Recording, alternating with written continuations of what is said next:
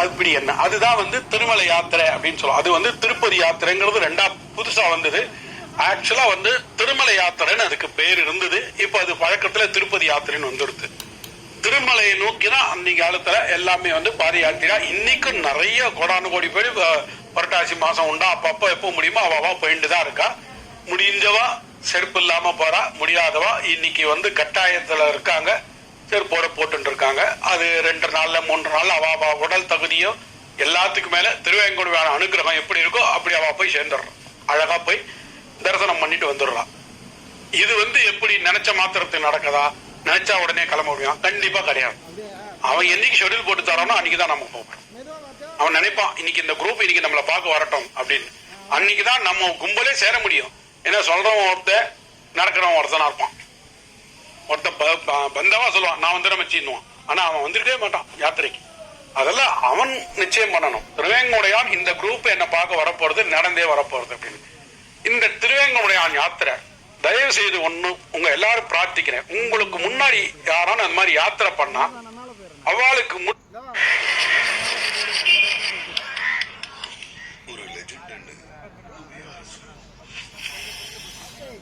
உபகாரத்தை நீங்க இரக்கத்தோட பக்தியோட செய்யுங்க.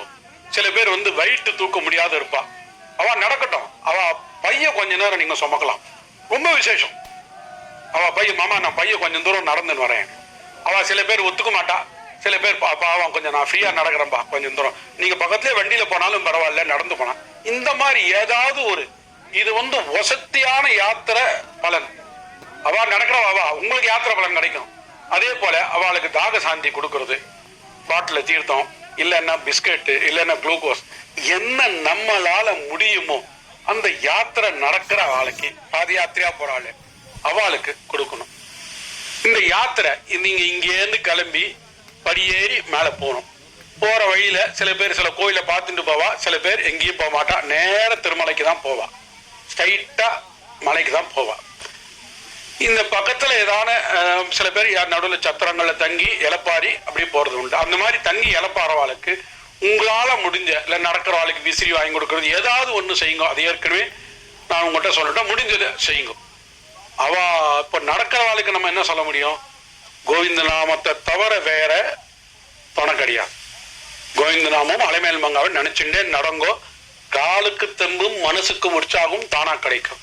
நீங்க படியேறி போறீங்க, நடக்கும் போது ஒரு விதம், படியேறும் போது ஒரு விதம், உங்களுக்கு உடல்நிலை மாறும். ரோட்ல நடக்கிறீங்க, ஆனா படியேறும் போது அந்த உற்சாகம் இருக்காது, கொஞ்சம் ஜாஸ்தியா இருக்கும். ஆனால் உங்களுக்கு தெய்வ அனுகிரகத்தால அந்த மலையில இருக்கிற மூலிகைகள் உங்களுக்கு உற்சாகத்தை கொடுத்துடும். நீங்க ரோட்ல நடந்ததோட படி வேகமா ஏறுகள். அது எதனால? உங்க உடம்பா? கண்டிப்பா கிடையாது. திருவேங்கடையான் அந்த பச்சளை மூலிகையில மருந்தா உங்க உடம்புல பாயிறான். ஒவ்வொரு உடம்புலையும் ஒவ்வொரு நாடி நரம்புலையும் பாய்வான். உங்களால சாதாரணமா நடந்தாலும் கூட உங்களுக்கு கொஞ்சம் ஈஸியா இருக்கும். ஏன்னா கால் நடந்து நடந்து உங்களுக்கு ஃப்ரீ ஆயிடும், தூக்கி வச்சா போருன்ற மாதிரி ஆயிடும். அது மாதிரி நடக்கிறீங்க, நல்லா தைரியமா நடங்க. அதே போல ஆகார நியமனத்தோட வச்சுக்கோங்க. எவ்வளவுதான் சாப்பிடணும் அவ்வளவுதான் சாப்பிட்டா நம்ம நடக்க முடியும் அப்படின்னு உங்க உடம்புக்கு என்ன அளவு பிடிக்குமோ அந்த நியமத்தோட இருங்க.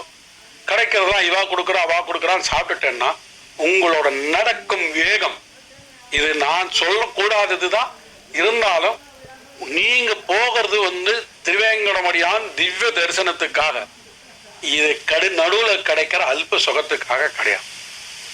அதெல்லாம் வந்து யதாசக்தியா தான் இருக்கணும். ஒரு திட்டமான அளவு தான். ஆகாரமும் சரி இலப்பாறலும் சரி, ரொம்ப நேரம் தூங்கவும் கூடாது, ரொம்ப நேரம் இலப்பாறவும் கூடாது, ரொம்ப அதிகமா சாப்பிடவும் கூடாது. எல்லாமே நம்மளோட உடலோட சக்தி, ஜீரண சக்தி, அந்த நடக்க நடக்க ஜீரணம் ஆயிட்டே இருக்கும், பசி எடுக்கும்.